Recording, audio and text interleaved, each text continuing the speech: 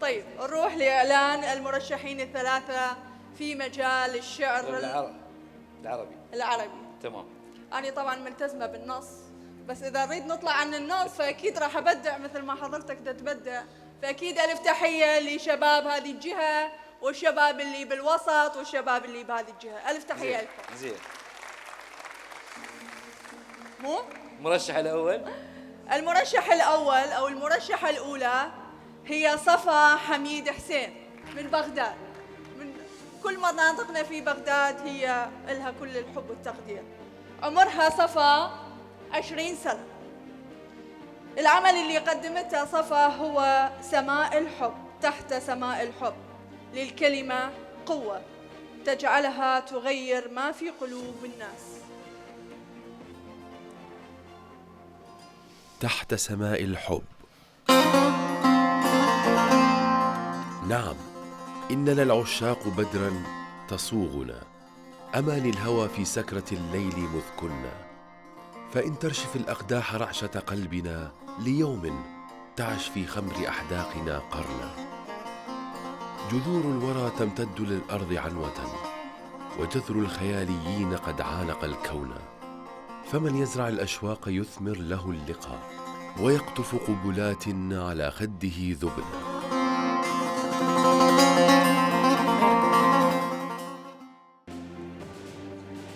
المرشح الثاني هو مصطفى حسام حسين من سكنة بغداد. مصطفى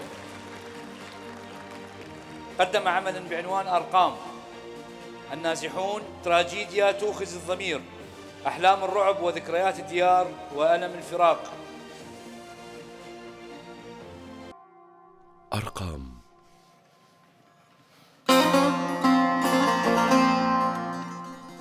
يا بدر يا نجم يا والبحر مضطرب، يا أيهذا الذي يبدو وينخطف، ما زلت أصغي ولج البحر يسمعني أصوات من للمنى بالدمع قد هتفوا. يا من وقد ساقت الأمواج عاصفة وأغلقت عينها عما جرى الصحف.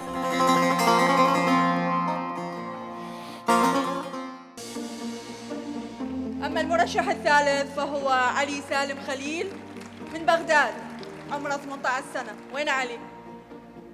أهلا علي.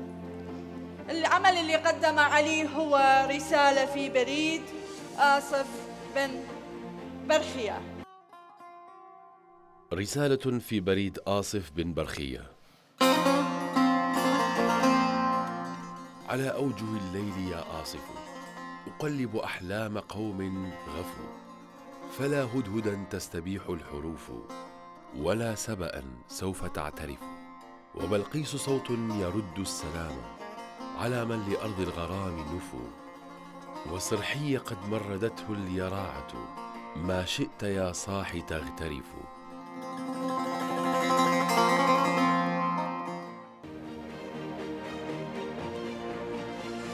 يتفضل الشاعر الكبير الأستاذ جواد الحطاب للإعلان عن الفائز الأول في مجال الشعر العربي.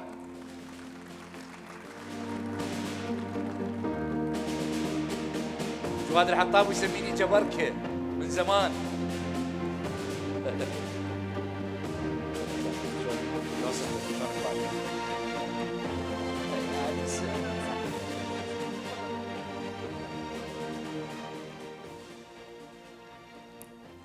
بالمباريات العراقية تحديدا المنتخب دائما يطلعون بنية لافة وجهها بالعلم العراقي دائما صورة. فمرة كتبت لها على البارد على السريع: عيناك ما قدستها أبدا، قدست في عتباتها وطني، لولا النخيل على مرافئها ما غامرت بعبابها سفني. الشعر مغامرة، وعلى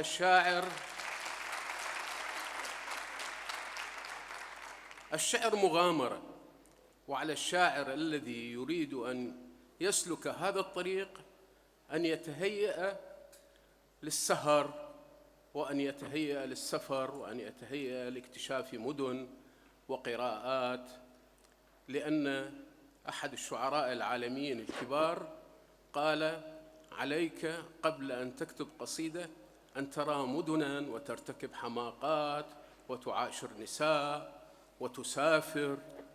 الآن في الوضع العراقي حقيقة هناك فقط المعاناة والفقراء الذين يجب أن ننتمي إليهم.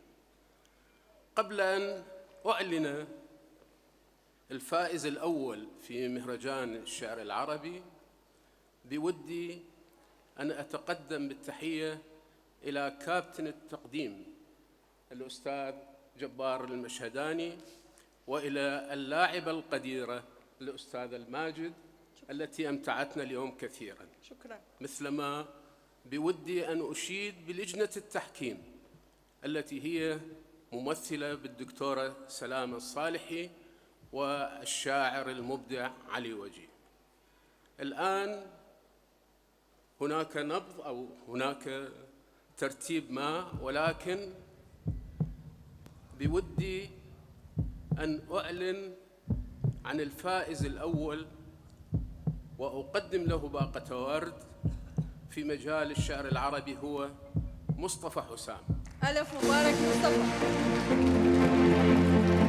من محافظة بغداد. مصطفى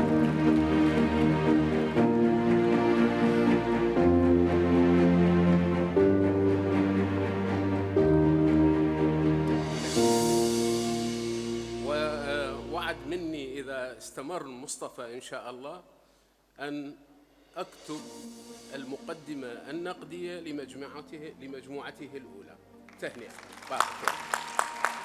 شكراً أستاذ، شكراً لك. وهذه شكراً جزيلاً. مصطفى ليش النازحين؟ شكرا جزيلا. خلينا نشوفك مدام بغداد ان شاء الله. بداية تتكلم القصيدة عن النازحين وكيف فنت أحلامهم عن طريق الخوف، وذكرياتهم أيضا عن طريق الفرق والبعد عن الوطن، وأيضا أجسامهم عن طريق عدم الطعام غير قوي على الوقوف. وأيضا هناك بعض الصحف والمجلات جاهلة عن نبذ معاناتهم.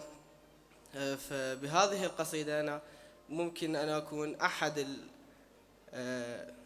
أحد النابذين إلى هذه المعاناة. نعم. شكرا لك مصطفى. أكيد مبارك لك الجائزة. ننتقل إلى إعلان الفائز الثاني والثالث. الفائز الثاني هو علي سالم. ألف مبارك علي. أكيد الفائز الثالث هي صفاء حميد. مبارك صفاء.